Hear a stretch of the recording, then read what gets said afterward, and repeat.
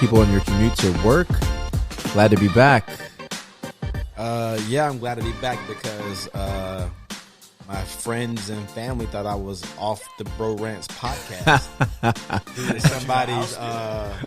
somebody's last podcast. Man. Off topic before we get there. We got Cousin Geoff in the building, so let's just... Jeff is in the house. Yeah, let's not... Exactly. Thank you for being here. And Ray, let's not harbor on things that may have occurred in your absence. Hey, we're back on camera, though. I mean, it's been what? How long has it been since we've been on camera? It's been like almost 2 weeks, man. Oh, since we've been on camera? Shoot, it's been the entire year. Wow. Like, where's it? Do we need makeup? Well, I hope not. No. Ray used to use makeup back at on the other shows. That was his secret. No, I'm kidding. It didn't enhance anything, though. So how was your guys' week? How was your week, Ben? Or your weekend? How was your weekend? Matter of fact, you can go first, Jeff. This weekend was miserable. It was rainy. It was overcast, and I had the duty of heading over to Claremont and dismantle a pool and take it down to Deltona. Oh wow. Oh. Okay. Dismantle a pool. For folks that don't know, round trip, we're looking at about 2+ hours. And if you've ever dismantled an above ground pool, it's something. Why? Why do people do that? I learned a thing or two. Why do people do that? That's my mom was doing that before. Remember, she was taking it and she was expanding and getting bigger with the pool. Like, leave it. It's like, because what is it made out of? I don't even know. I think it's like it's vinyl. Vinyl. Thick, very thick vinyl that it's gonna disintegrate eventually. You're gonna get some tears in it. And what do you use? Like, are you gonna use the patch for the tire? Well, hold up. First patch off, that shit up. It wasn't even for me, so that's the crazy thing. I just got roped into a situation, but it's all love. Yeah. It'll bring smiles to a couple of kids, so it's a win. Just for a good month. Just for a good month until those tears start coming through. Because them things don't last, man. What about you, Raymond? Oh man, I had a wonderful weekend. Yo, tell us about Tell us about your Mobile, Alabama. Your vacation. It's not Mobile, it's Mobile. But Mobile. Okay, excuse me. That's the port city. There you go. So Mobile. My trip was amazing and sad, but amazing at the same time. The amazing part was that I was able to reconnect with friends that I haven't seen in I don't know 10 years, 12 years. Is that where you're originally from? Born and raised, Mobile. Oh, nice. Born and raised. And I was reconnecting with my daughter as well. And at first, there was like a lot of hurt from her what she expressed it to me. Gotcha. But after after everything came out, it kind of settled down, and we were able to just start building on that. Oh, that's good. So that was, it was a lot for a young girl to reconnect with a father who really hasn't been in her life that much. Okay. So, but overall, it was great time. Great. Well, kudos for that, man.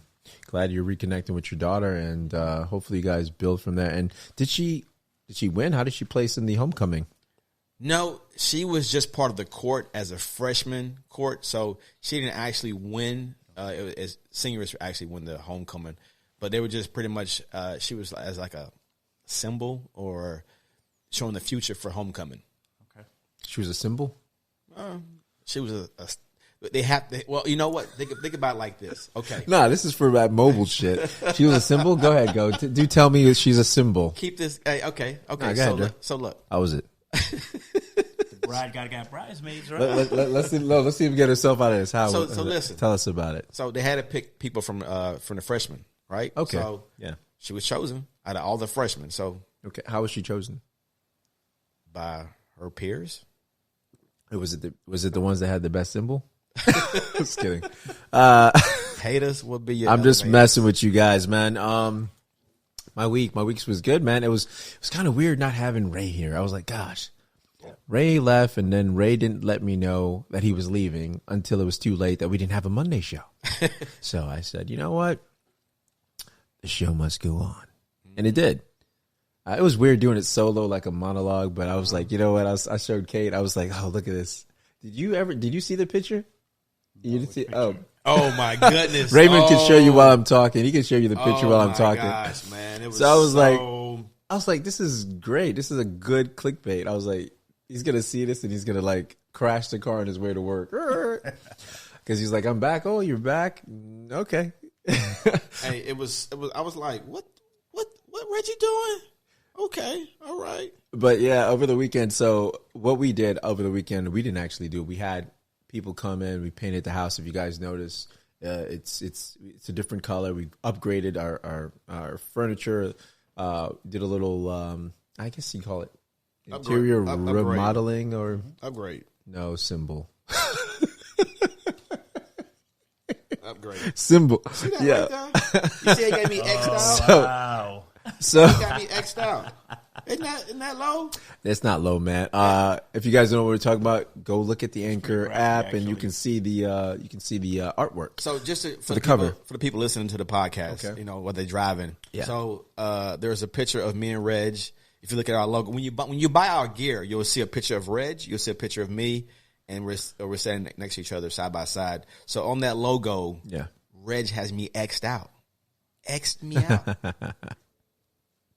Man, low, dirty. It said, "Get the hell out." What did it say? Get out. Oh man, I said, "Ray's out. He's on vacation." Ray's out. Yeah. If you read the description, it says he's on vacation. Relax, he's on vacation. It's clickbait.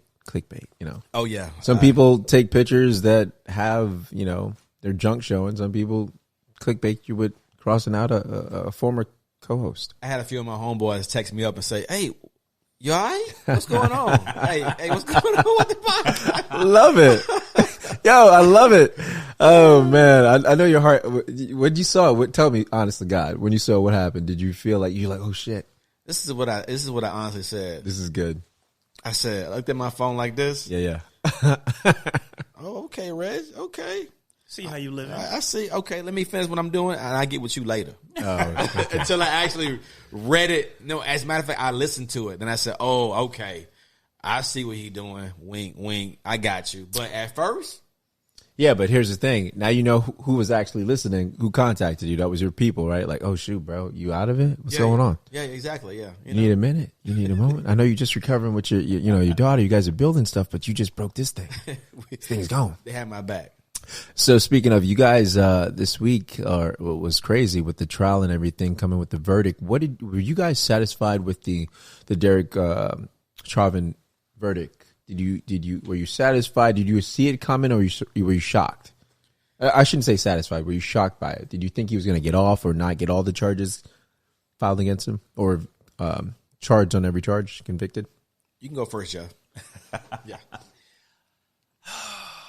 So see that breath there he get. Yeah, no, that breath basically symbolizes how I felt about the whole situation. Right? Okay. It was a holding of the breath. Because historically, there's been plenty of other instances where we've caught people on camera doing things that fell outside of their role, and they were not brought to justice. So this was another situation, even though it was gruesome to watch that video, even though it impacted people of all ages and backgrounds, there's still this part of you that believes that, okay, this guy could walk away from this. True. So until the verdict came down, which, whether you like it or not, in my opinion, was favorable, it was a very tense moment, and it was me basically holding my breath. And I think that in itself symbolizes where we're at, right? Because when you have that much evidence, when you have video, when you have a scene that played out the way that did, and there's really no reason for the prolonged pressure on his neck, and you're still on the other side thinking to yourself, like, man, this guy may get off, that symbolizes the problem with, or better yet, the disconnect between, just society and our laws, our law service, So wow, yeah, that's it for me in a nutshell. Yeah, well, I agree with you on that. I mean, it was, but at the same time, I felt like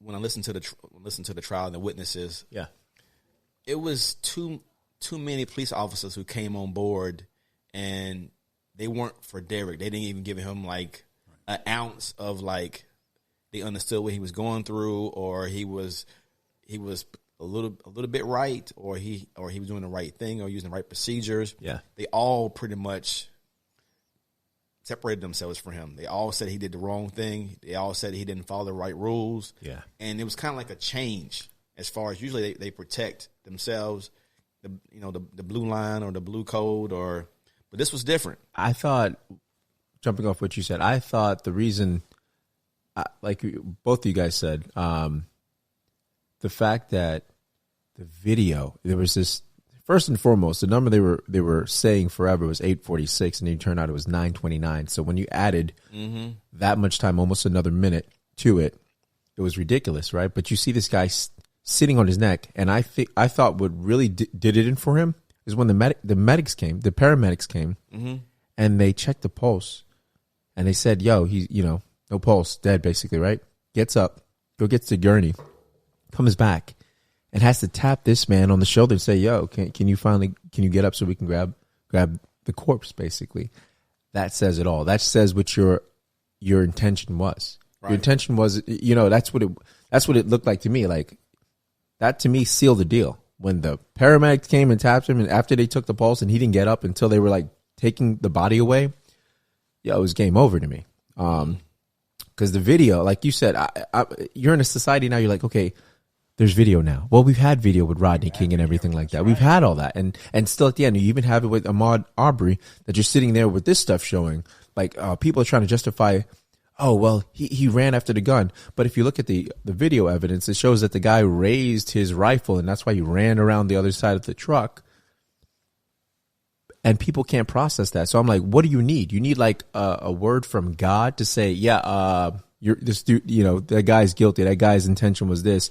When video can't give context anymore, right? That's the scary part. So it's not even like, do you have evidence? It's like, no, you have evidence. So what else do you need? We actually need to hear that man said, "I'm going to kill him."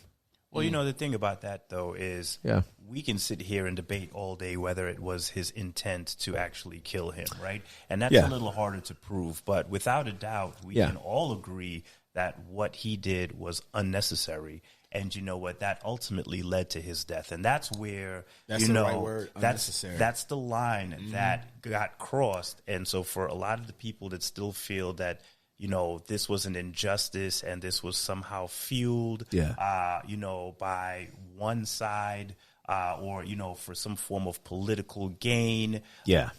I call shenanigans on that, because at the end of the day, I may feel that he did it intentionally. You may feel that he didn't. But the one thing that you cannot refute is the fact that how he went about handling his business led to a man's death. And it was done in a fashion that was completely unnecessary. Exactly. Completely unnecessary. That's the word. 4-1, 4-1, 3-1. And to me, it was like, I don't know, man. It was like a gang beating, and one guy stand there and hold the crowd off, or lookout was the lookout, which was Officer Tao or whatever. He was the lookout, and these other guys are sitting there. And did you guys hear about the one officer that she did this? I forgot her name. Excuse me.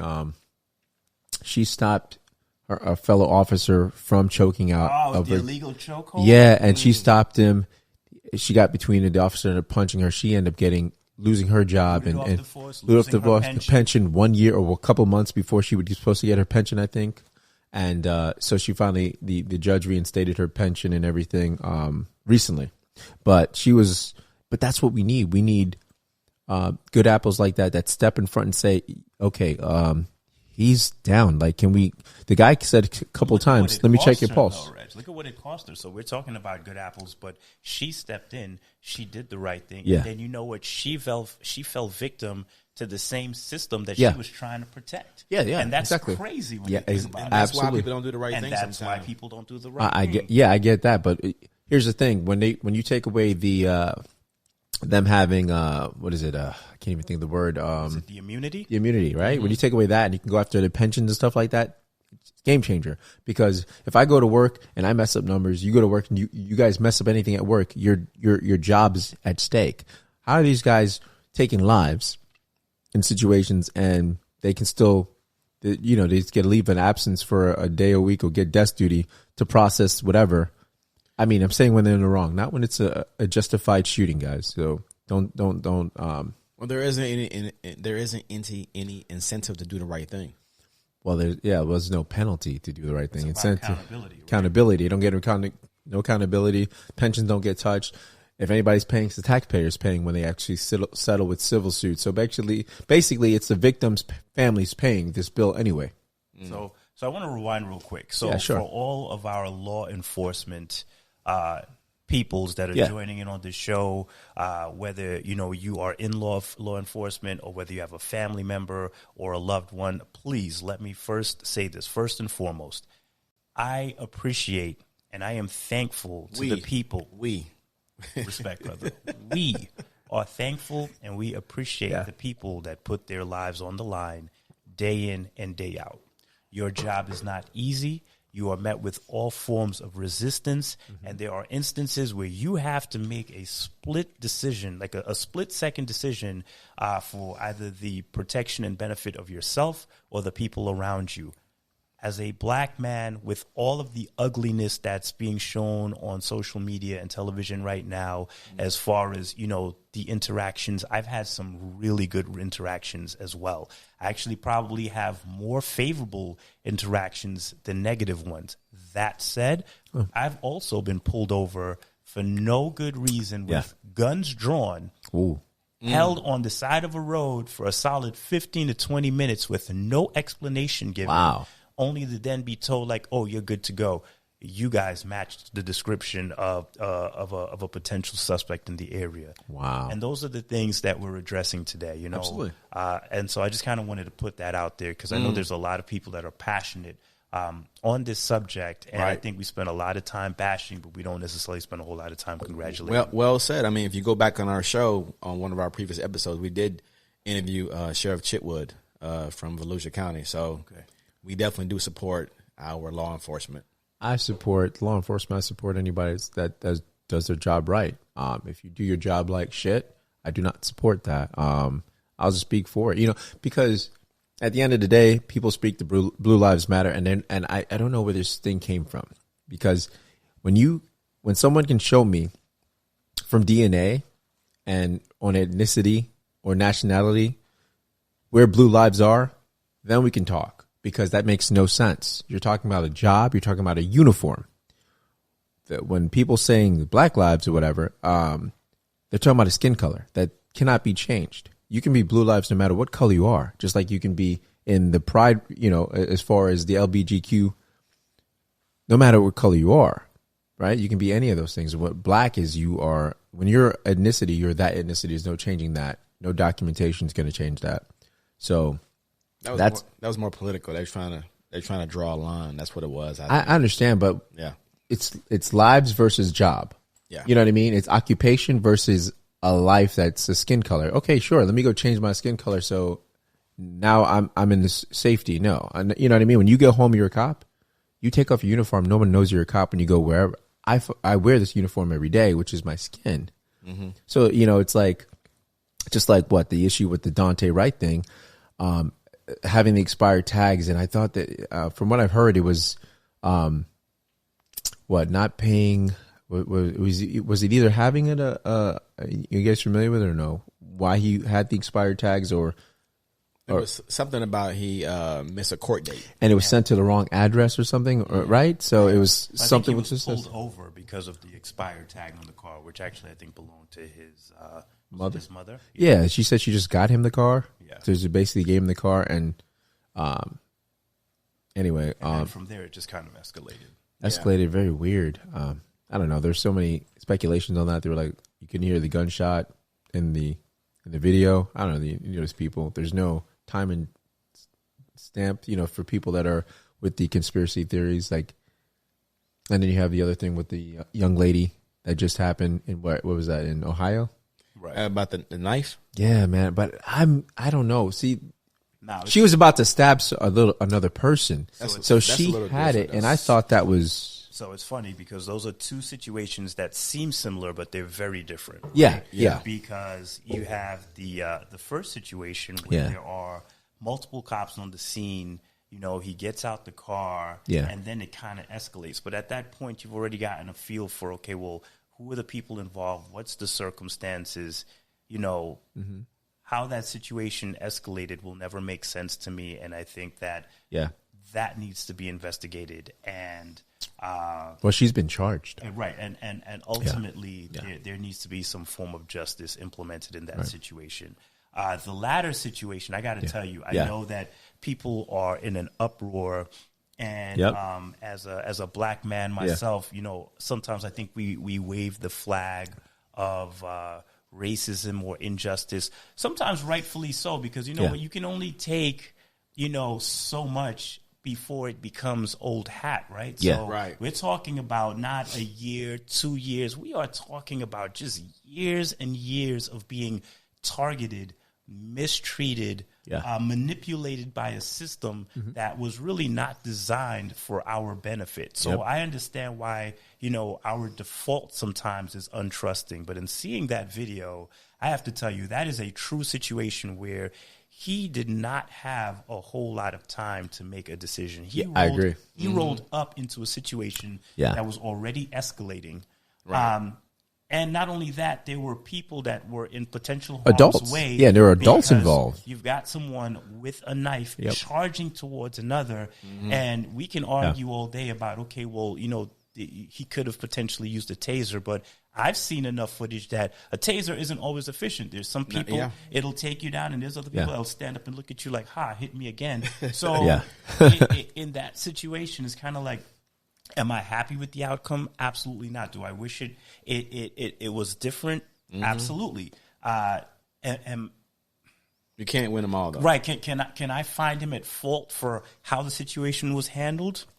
Not really. To me, it's like he saved a life down several times. But it's like he saved one life. I mean, it wasn't like I got out bang bang. Like he Did you see how she had the knife? She was going to strike the other girl. So I mean, whether it would have been a dead blow, we would never know. But it stopped. Split second decision, and that's to me. The atrocity is the person that is it justified? Is the person that called the police seeking help. That's the crazy. Yeah, I know. But why wasn't there adults there? Why was it a man kicking a girl on the floor? I don't know if was that her alleged father. I don't know. These are things that haven't come out yet. But what about the officer who got pepper sprayed? Oh yeah, the lieutenant. Yeah, what about that? Was crazy, man. That was over the top, and that was what I think that was of last year. It happened last year, right? November or something like that. Last year, yeah.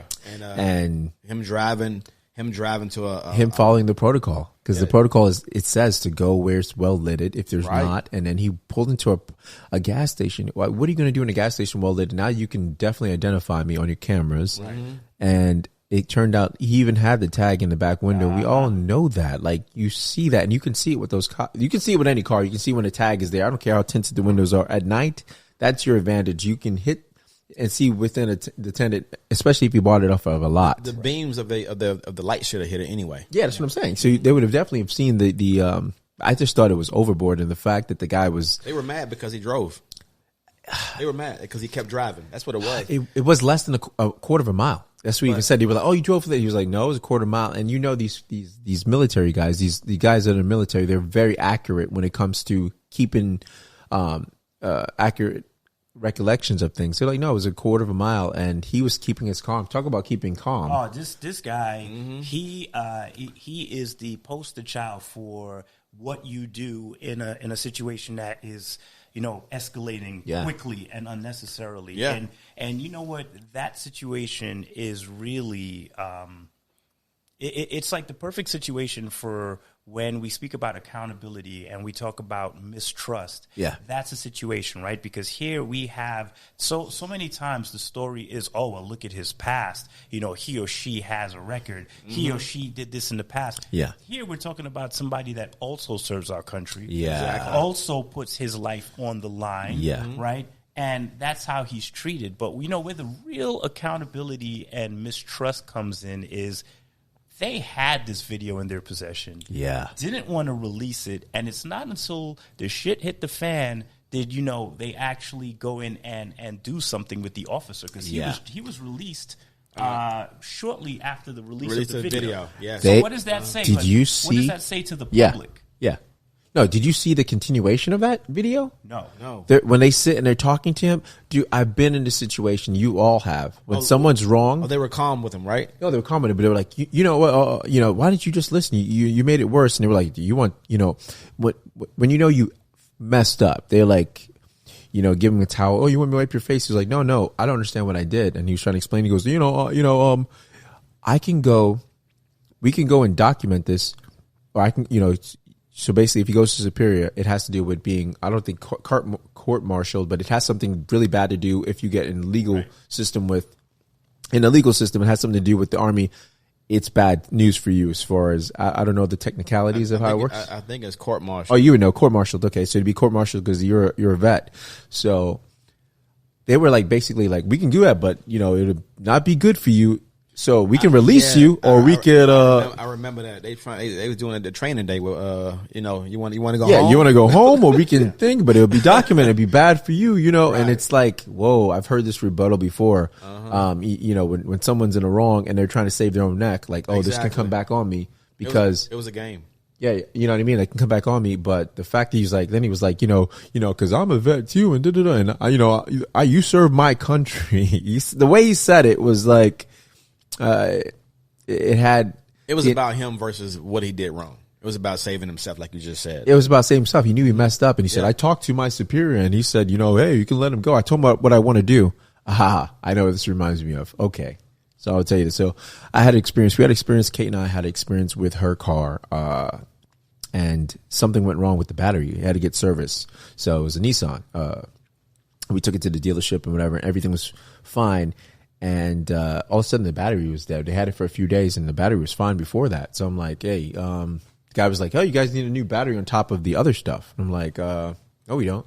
He's like, well, the battery, that's the issue. I said, listen, sir, battery is not the issue. It never was. So here's the thing. Either you guys replace it or charge it or do something about it, right? And you can just tell something was fishy up there. They're trying to nickel and dime you all they can get on top of the other services to repair the car.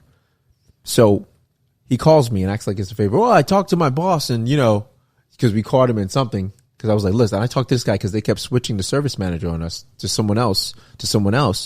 And someone else kept adding crap to the car to get fixed and saying, no, it's not this. I'm like, look, you guys are going to fix this. You keep adding stuff to us. And that's not the initial thing when we paid the $200 for the diagnostics, because that's what they do now. Right. Pay the $200 for the diagnostics. We'll add that to the final bill. Gimmick. Yep. Exactly. So you can commit because you paid $200. You can't go to another mechanic. Mm-hmm. So I'm like, look, this, it wasn't so and so forth. Then he was like, wait, like he did us a favor.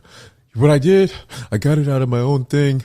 I talked to my manager and he said, hey, what do you want to do? Give him the battery? Oh, so it's on us. I was like, bruh. So it's kind of like the same thing, guys.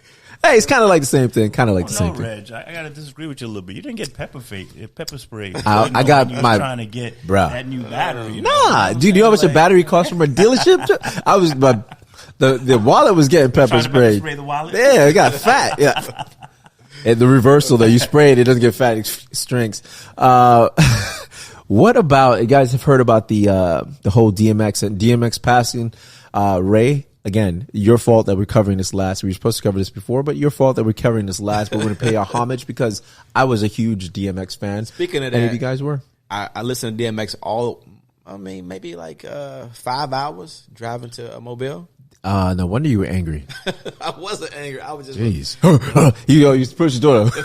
Want to get at me, dog? I was like, man, DMX was the man back in the day, like for real. Like, yeah, he was.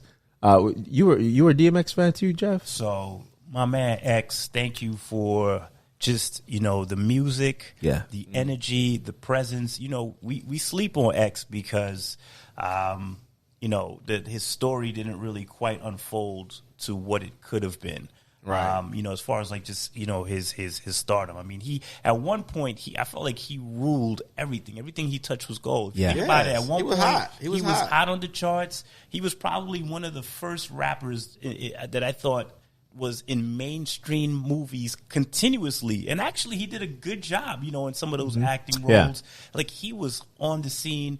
X's first album, in my opinion, is gold. It stays in my rotation. Yeah. It is easily one of like my top 10 favorite albums just because of the impact and the energy that he brought in a time where everything was flashy and glitzy, and he was like rugged and raw and grimy, and you know what, like X is he's up there. He had like a prophetic voice, man. His voice sounded like he was the way he talked, the way he delivered the lines. When you found out that's the way the dude talk when he was rapping, I don't know that, just had that cadence with his, the way his speech patterns, right? Very unique. The fact that he brought prayer, man, he brought prayer in every album. Yeah. And I think he was one of the first to drop double albums or 2 albums in the same year. But this dude went platinum 5 times. You said double albums or the same album in the same year? Same album. No, 2 albums in 1 year.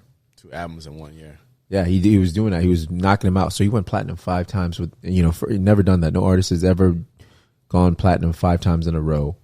And that's what he was able to do. X did movies with Nas. He was Aaliyah. Yeah. Lee, right?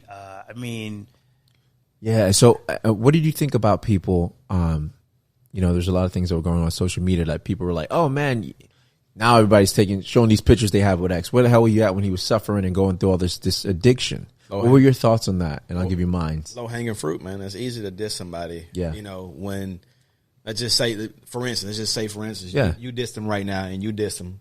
It would be probably logical for me to diss them too, because y'all diss them and not to sound different. But when you're real with somebody, you don't diss them. And when somebody's down and you really care about somebody, you try to lift them up when you're a real friend. So I think it was just low hanging fruit, to be honest. Ray with his southern terms. I'm gonna have to Google that. Jeff, so low hanging fruit. It is just true of human nature that sometimes you can't appreciate something when it's there, when it's in front of you, when you still have access to it.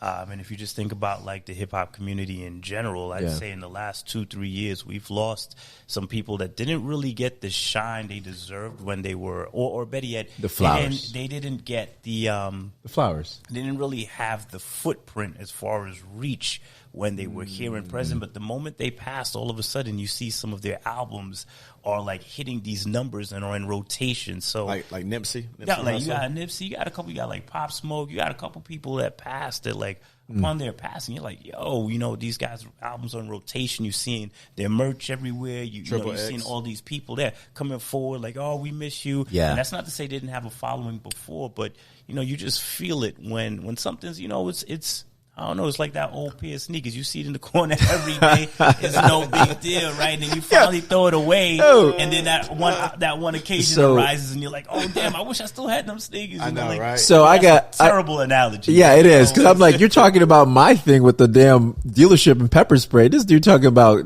shoes. So you can't appreciate sometimes when it's in front of you. So I thought about the whole thing where people are like, oh, how come you didn't help him and do anything, but you guys are posting pictures, we weren't checking on him. Here's the thing: if you ever dealt with anyone that has addiction, you can't help them unless they want help.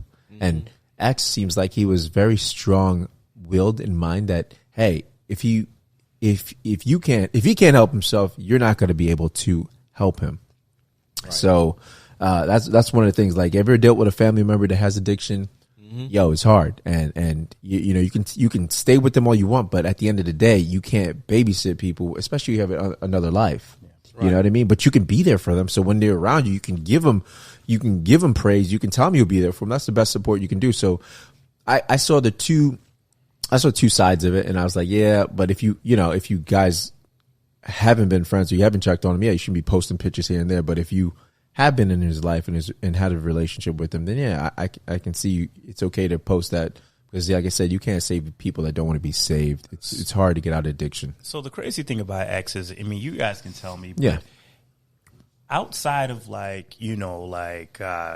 having to adhere to like corporate meetings or being at a certain place at a certain time or maybe completing something by a certain time, I couldn't really find anyone that had anything negative to say about X the man. Even with him dealing with the addiction, everyone talked about how giving he was, how loving he was, like how like spontaneous on the moment, like, he came in and his energy and spirit just like filled the room. Like once you interacted with him, Like he left a mark, you know what I'm saying? For the people who knew him, who really knew him. Well, they even some of the people that got to work with him, like I saw stuff from Swiss Beats, I saw stuff from, whether it's music industry, people that acted along, everyone, family members, they had nothing but, great things to say about X the Man. And everybody followed up with, his struggle, which when you hear how that came about, it was just crazy. That in itself is real crazy. Yeah, a mentor basically laced his weed with crack, and that's how he got addicted to it. Someone that he looked up to, a 14-year-old boy looking up. This is when he was learning about music and how to rap. And who was that mentor? I don't know his name. He mentioned the name. I've heard. I can't remember it either, but I thought he came forward recently and said that was not a true story. That he did no such thing. I mean, what's he gonna say? He'd probably be marked for death. No, that didn't happen that way. And DMX can't say if it's true or not. Right. Exactly. Another thing that you were saying too is they said this dude didn't care about money. That's why he was giving out money. It wasn't about the flashy cars and stuff. If you looked at it, I mean, the dude wore like the same. I think it was silver chain, silver dog chain. Yeah, the whole chain. Time. Yeah, and they say he would be. He would be in like a homeless, not shelter, but like abandoned building, writing songs, talking to homeless people, sitting down, talking to homeless people, and really engaging in that. That's what it was all about. He didn't care about that. And he kept giving people shots that deserved it and opportunities. So I think, they lost a great guy, but damn, he left a body of work as well. And man, I think he's at peace. Unfortunately, I think when we were like, oh man, I wish he was here. Yo, if you suffer on earth, I know it's bad for me to say, but if someone's suffering on earth and they leave, I mean, I think it's one of the worst things to wish they were here still suffering in a sense, even though they leave a trail of things behind. Yeah, that's just the selfish side of us though, because you feel that something's missing, it's lacking, like that energy's gone. So, that's just the selfish side of us. But you're right. If you're thinking about it from a greater spiritual plane, then that person's transitioned on to something better. So. Absolutely. And I can agree with that because when my father was going through what he was going through, and I wanted him to hear, but he was suffering, so I can relate to that. Wow. Yeah, and I mean, he leaves, kids behind, but I mean, he was a man of faith, so that's what you got to keep in mind. He knows where he's going. He's made his. At the end of the day, you hope that he's made his peace with God, and he's moved on. But speaking of that, we talked about this before, Raymond. Jeff, I'm going to get your opinion on this. What do you think? Do you think cancel culture should be canceled? Has it gone too far? So, that's a loaded question. It's loaded. I think cancel culture is great because you know what? As a people, there's usually so much division. And so I'm usually for it when you've got a group of people coming together with, with one goal. And, they do things in a non-violent way to get their point across. Okay. That said, cancel culture is somewhat polluted. And what I mean by that is you've got people that have a big voice because they're sitting down at home and they're shielded from having to deal with the consequences of their comments. Sometimes that can be very disrespectful or downright hate speech because you know what? Hey, I'm a big person behind my screen, behind my phone, behind my laptop. And, that's where I think it gets a little crazy. I do think that sometimes cancel culture can produce results that are positive. And then just because of where we're at with social media and where our society, how that plays into that, it's just really easy for someone to get reckless and say things because you know what, there's little consequence to it. So it's a double-edged sword. I agree with you wholeheartedly as far as that because it's a double-edged sword. I mean, it can be used for the positive. It can enhance. It can make change. You can do things to help people out. You can hurt people. I mean, it could be something detrimental to someone, and things can be untrue. Okay, so from a non-biased point, I'm going to put something out there and see how you guys take it and what you would do. So speaking of DMX and cancel culture, so they're going after a lot of his music that had the derogatory words for terms for homosexuals back in the day, right? So this is, you got to factor in, this is 1997, 98, 93, you know, the years have gone when this was accepted in the hip hop world. Judging from that now, I'm going to keep that there, right? Yeah. So now put that into the modern day where people are taking down statues now of the Confederate soldiers. Does that fall into the same category? So is it okay to have these statues and everything removed and not have hateful words maybe that isn't music removed as well? Or is it part of history? Should both of them be stated, or is one better than the other, or is it contradictory? Well, as far as his music, I mean, yeah, like you just said, it was a different time, different era. And so was Confederate. So was the war. Okay. I mean, okay. I'm just saying. Yeah, all good points. I mean, I hear what you're saying, but at the same time, this is a person we're talking about. We're not talking about a statue.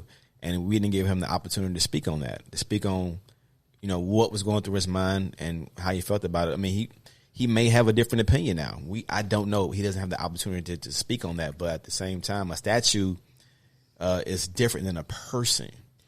Well, it's music, though. So it is a person, though. Yeah, but let's just say he says, you know, I feel differently about that. But we can't. Here's the thing. I'm gonna approach it fair, just like we can't go back and talk to these Confederate soldiers. No, we can't go back and talk to them if they have a different opinion now. You know what I'm saying? I got your answer for you. Can tag me in, Coach? Can I get in on this? Tag. Yeah. So I'm with Ray, right? Okay. We're comparing. We're comparing a statue to a person, but here's what I'll say about that. Music. We're talking music and we're talking statue. Okay. But a lot of the things that you have to keep in mind is the origins, right? So context is always important. It would be really interesting to see if X of today feels the same way that X of, you know, his first album feels. Not only that, you know, the music industry and I think people in general, and especially too, let's not front and act like, okay, this is all universal. There are plenty of places, there's pockets and cities in this country that are way more open-minded and have always been in comparison to others. And when you think about X and where he's from and his origins, that's just something that Northerners in general, they weren't very open to that. But even if we want to get past all of that, because you know what, you're right, X isn't here to defend himself. Here's the ultimate truth. Yeah. As a person, if I don't like what X said, I don't have to listen to his album. Gotcha. I don't have to go on Spotify or Apple Music. I could even change the damn station if we're in the car and it's playing on the radio. Right. But you know what I don't have? I don't have that same option if I have to walk by and look at that damn Confederate statue. I got you. And that is the difference right there. You know what I'm saying? That to me, that's where I stand. So with that said, should the Cosby shows and stuff be removed? If Weinstein's movies haven't been removed? I'm pretty sure the people that were impacted by both these men would like to see them moved. I have to tell you, the Cosby Show growing up for me was one of my favorite Absolutely. shows. Every Thursday at 7 o'clock, I would be home for the streetlights came on. Oh, wow. And running home. When you, it's not even because, you know what, it was a black family, which honestly at the time there wasn't. That's what it was for me. There wasn't a whole lot of shows where you had a doctor and a lawyer, married couple, you know, successful family, love, the lessons that was taught. I mean, you could go back and watch the Cosbys now, and there is still lessons in those episodes that apply today. But I'll say this. Yeah. It has definitely impacted how I feel about the show. Like, the show doesn't carry that same sincerity that it did for me. If I'm walking by and it's on, I'll still watch it. Yeah. But I mean, we can argue that on many fronts. You guys still listen to R. Kelly's music? I haven't listened to that in a long, long time. But as far as the Cosby Show, I mean, there's a lot of things behind the Cosby Show because he wanted to buy the NBC. So you got to research and look back and see, because even Janice. Joplin?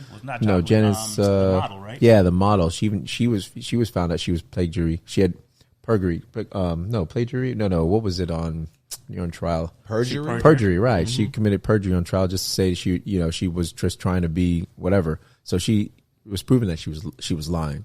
So there's a lot of things that came out. So I'd look into the Cosby situation to figure out why he was targeted for a lot of things. I don't know per se if it's all true, but there's a lot of conspiracy theories, and the fact that his son was killed when he was trying to buy NBC back in the day, and he said he was going to make it more of a black, do what BET was doing, but he was going to do it on the classy Cosby. Because when you control the information, you can, when you control the media, absolutely. outlet. So you brought up R. Kelly and you brought up the Cosby Show. Yeah. What about the Chappelle Show? What about it? Should that be cancel culture? Why? There's a lot of undertones. Now the thing about the Chappelle, he went to everyone. Chappelle went. Even he went through black people's and stuff. He went through everyone that you can't say that he didn't pick. Yeah. But he picked on us the most. But you can't say that it's not. Nah, because you got everyone. But I think there's a truth to equality. Yeah. Both good and bad, right? Right. So what I mean by that is like, if he's offending everyone, then it's okay. All upset, right? Yeah, it's okay. Versus when you target one one or two situations, then it carries absolutely. It carries a different energy about it. So I think, and the truth is, what Dave Chappelle personally for me has taken on a very different role. For me personally, as a man, mentally outside of just comedy, like, have you guys spent any time just looking into him and like watching his stuff? Like, he is a very smart individual. Oh, he's very smart. Yeah, definitely. And he carries a different light for me. So it helps that he's funny, because he has found, in my opinion, the perfect balance between making you laugh and all at the same time getting you to think. Yes. And that's a tough thing to pull off, to be honest, but still be funny. Yeah. And even after you're laughing, sometimes you circle back like, oh shit, wait a minute. Yeah. He plants that seed. So I think he wrote like, from what I remember offhand, I think he wrote like Half Baked when he was like 19 years old or something. Super smart dude. Yeah. And he wrote, he was doing comedy circuit stuff and things at 15 or whatever, but he comes from a great upbringing from scholars, his parents. I saw an interview where Kevin Hart and Chris Rock went to watch a Chappelle show. Okay. Chappelle, like a stand-up. And like I think he was doing it out like in a farm. Okay. Out there in where he's from. And I think, is it Cleveland, Ohio? It's Ohio, I think. I think it's Ohio. Okay. So they just went to check him out or whatnot. Because, comedians they do stuff to like to test their materials. Yeah. Okay. And so they were watching Chappelle, and after they heard his stuff, they took their material and balled it up and threw it away. Oh wow! This is before they got big, or this is when they were big? This is when they're big. Oh wow! They were like, "Oh no, we can't." I mean, the stuff that they said he used was just like, I can't believe he just said that, or the way he thought about it. He's like an advocate for like things, whether it's civil rights or something. It's the way he puts the comedy, but he's speaking on things that are happening, and he's putting it, like you said, he's making you think like, oh, this is funny, but this is facts, this is true. So there's like, how they say there's 50% truth in each joke, and that's what he does. He really makes you sit there and like, oh, really analyze and say, oh shit, well, it's so ridiculous, but that's, oh my God, he's right. Yeah, he presents it in a way you're like, haha, wait a minute. That's exactly what's happening. Yes, crazy. You're right. Yeah, man, he's a brilliant comedian. So I'm super stoked because he's a comedian's comedian. Because I think it was yesterday or the day before, I read where him, Talib Kweli, and Mos Def are actually going to have a podcast out soon, and I have to believe that these are like three really influential brothers. They're conscious. They have a pulse of the people. Yeah, they understand the history. They understand the plight. So man, I'm stoked to see what that looks like. What that sounds. Damn, like. three. It sounds like word on the street is that we might be getting a third guy on the show. Is that right? We might be. It's the word on the street. You've met him before, yeah. You might get a third guy to complete this Bro Rantz. So the logo might change. It might be someone popping out the middle, maybe popping out of Ray's shoulder on the right. You don't know if Ray wants to be in the middle, but it's a possibility. We might give them some challenge. Check out the hat. Check out the hat. Yeah. Check out the shirt, the sweater. The sweater, the friends. Come on, bro. So I'm gonna keep it real with you, family. Yeah, I showed up here with no Bro Rantz merch. Look at Ray, Cousin Geoff failed on this one simple task, but I will say this: it's quality stuff. Like Reg will tell you, I borrowed this from him, and I'm trying to buy it off him. He's like, "Nah, go to the site and get your." I'm like, "Yo, but I got it on now." You know what I'm saying? Yeah, he's like, "Oh, I broke it in for you. It's all good, bro. I appreciate you." I appreciate you breaking it in. Quality stuff is the branding is legit. You got a variety of stuff. It's comfortable. Okay. And we're in Florida right now, right? And I got this sweater on. I gotta tell you, it's not super heavy. Like it's a good fit. The inside lining is tight. Like yo, they did their thing. Well, we appreciate that. We really appreciate that. Actually, and coming this week, we actually have a great interview. Speaking of beacons and people that are for advocates, we have a great interview with Sean Ellis, guys. So you guys will definitely have to check that out coming up. And who is Thursday. Sean Ellis? Netflix Trial 4. Sean Ellis, falsely convicted of a crime that he did not commit. Yes, exactly. Spent 22 years. Well, he rounds it off to 22 years. It's 21 years, 7 months, and 29 days. Yes, sir. So he spent all that time locked up for a crime that he did not commit, and he's out now. He's out now. Anyway, we had a great interview with him. We had some technical difficulties, but it wouldn't be Bro Rantz without technical difficulties. Bro Rantz without the technical difficulties. Absolutely not. And that's one of the reasons Jeff is here, because we wanted to make sure that we had we did this interview right, and we had some arsenal with it. We had enough people. And the energy. Yeah, exactly. Energy. Exactly. So we hope you guys are going to enjoy that. Definitely look out for it on Thursday. It should be out. If it's not out, it's Ray's fault. Seriously though, check out Trial 4. It was even if you're not into documentaries, you know, sometimes it can feel a little heavy. It is such a great watch, and there's layers to it. So you know, as you get through, you know, part 1, you're like, nah. You get to part 2, you're like, oh hell nah. And it just takes you on this path, and you're left there scratching your head, thinking like, there's no way something like this could really happen, right? Like this can't be real. So check it out. And it happens a lot more times than we believe, and it has to do with economics too, man. If you don't have the resources to have someone defend you, you're stuck with a public defender. You are pretty much screwed. Yeah, they got a workload that's. I don't know how we have something that's supposed to be fair, and we still have these public defenders that are overworked, and their case volume is extremely high. I mean, it's not healthy for them. It has to do so. I would love to see what the statistics are as far as what their mental. I meant to ask them that too. What their mental health is, knowing that they're putting people to prison just to ease up their workload. Maybe we should have one on. Yeah, we should. We should. Right? I'll work on that. Oh, you will? Okay, that'd be wonderful to have someone on like that on the show. But yeah, it was like I said, my mom, his aunt. Binge watch, yeah. Binge watch. She binge watched the thing, man. She was like trying to get to. She didn't know about it, and I told her, "Yo, watch this," and because we were trying to come up with some great questions for the guy. It's a lot of pressure when you're like, what do we ask that no one's asked before? Because he's been on a few shows already. So she was like binge watching. She couldn't believe it, and she was like, "Oh my gosh, I cried.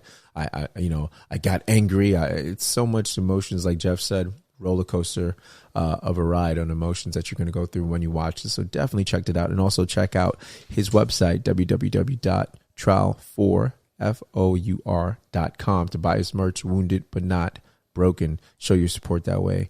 And also, while you're at it, go to Bro Rantz, bonfire.com/Bro Rantz.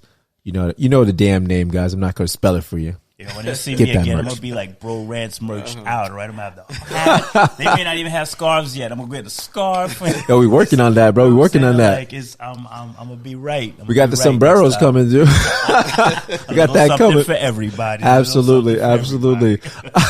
So, what do you guys want to leave on a rant or something positive? However you want to leave it, I'll leave it to you guys so we can leave the audience with something. Let's leave it on a positive note with because after the interview we had with Mr. Ellis, how much peace he had, versus anger and bitterness. I mean, I was surprised by that. As far as let's just say peace. You're gonna say peace. I'm gonna say peace. All right, Jeff, what do you got, man? I'm gonna see. Hey, I know our name is Bro Rantz, so I'm gonna leave everyone with their own whatever they want to leave. I like to rock the boat, so okay. I appreciate Ray's poise. He's right, Mr. Preach. Mr. Ellis has a peace and poise about him that is amazing. Gotcha. Thank you for the opportunity to take part of that. Both you're welcome. You're welcome. But this message goes out to my peoples. Okay. When I say my peoples, it's not gender, it's not color, it's just my peoples. We all family. We have to find a way to get to a middle ground between us being the peoples and our expectations of law enforcement and law enforcement's willingness to hear some of our concerns and actually implement real-time change. I feel like, this is a relationship that could have and should have been worked on from a long time ago. But what it is technology is taking us to a place where it's no longer your word against mine, because you know what, there's several angles from a camera. And not only that, but the one positive that's come out of this is there's just a unity, right? I feel like regardless of race, creed, color, there are people that are speaking out about the injustice, and injustice happens on both sides, not just to us, the supposed to be law abiding citizens, but even law enforcement, because they have a rough deal and their job is not easy. So, this is a cry for peace. Let's get together. Let's get to these tables. Let's sit down. Let's talk about the issues. Let's talk about the needs, and let's find a common ground. Let's fast track in 2-3 years from now. We could be having conversations about the other problems going on in the world instead of, law enforcement. Like we can make this happen. We're at a place where we could definitely make it happen. We just got to be willing to listen, and we got to be willing to act on it. Oh, I like that, man. Well said. Well said. I do like that. First and foremost, if you guys are liking the way we're looking, I want to give a shout out to Jay Wood. Jay Wood. Yeah. Jennifer Woods. Jennifer Woods. I don't know if she wanted to give her the full name, but I guess Ray did that. So you want to throw the social too? Okay.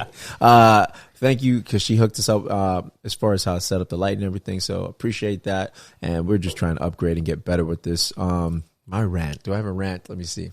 And do you have a rant? I do have a rant. Always, just a rant on myself. Always be prepared, even when you think you are prepared. Double check, go over stuff, because, man, I had this all set up. I was worried about the lighting, and I was like, oh, I got the video down. All of a sudden, the software wasn't working. I was working with that for a half an hour before these guys came over. Then I finally figured out when Ray was here. I was like, got it. Oh, I finally got it. Got everything going. Then I forgot the plug to put in the laptop, and then so the laptop died during an interview. And what else on top of that? Is this a rant or just a rant on myself? Just a rant on myself. Just a rant on myself. I'm not whining. I'm just gonna say, hey, do better. So if you think you got it, double check, do over, especially if you have an important interview, guys, or it could turn to shit. But thank God these guys were here, and we recovered. And thank you for Sean Ellis and his assistant, Cynthia Dixon, for all of their help. Yeah, you're awesome, girl. Thank you. Sorry about your daughter losing her match. Really just bring that up. I had to bring that up because she's going to listen to this. So thank you. She might listen to us. I don't know. Remember which one's Reggie. Yeah.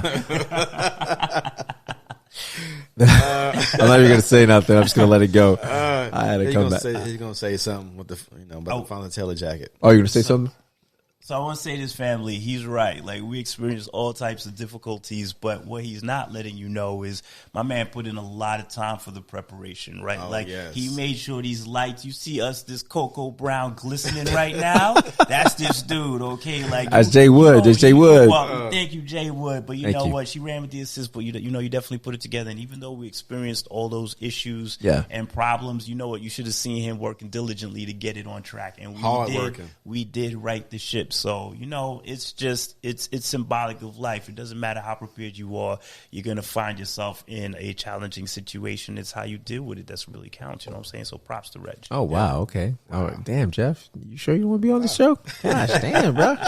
Loving this. Let's work for me and Ray. Ray and I are like, okay, cool. Like, you guys have a wonderful week, and we will see you soon. Are you coming for the ocean thing or no? I don't know if we're doing it next week or not. Remains to be seen. Remains to be seen. Okay. Don't rock the boat. Anyway, guys, I'm Reg. Jeff. And I'm Ray. Bro Cousin Rantz. Geoff. Cousin Geoff. That's right, Cousin Geoff. See you guys next time. And we love you. Raymond loves you.